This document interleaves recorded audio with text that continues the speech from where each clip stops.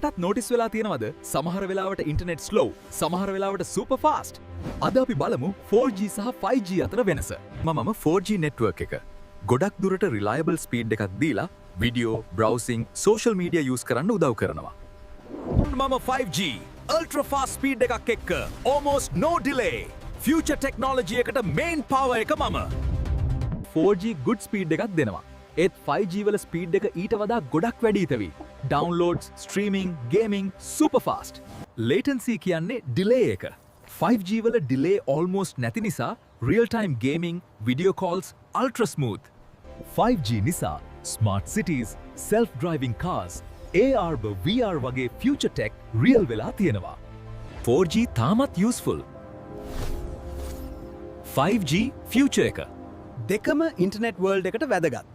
ඔයාට fastest experience එකක් හොයනවා නම් 5G, stable everyday use එකට 4G.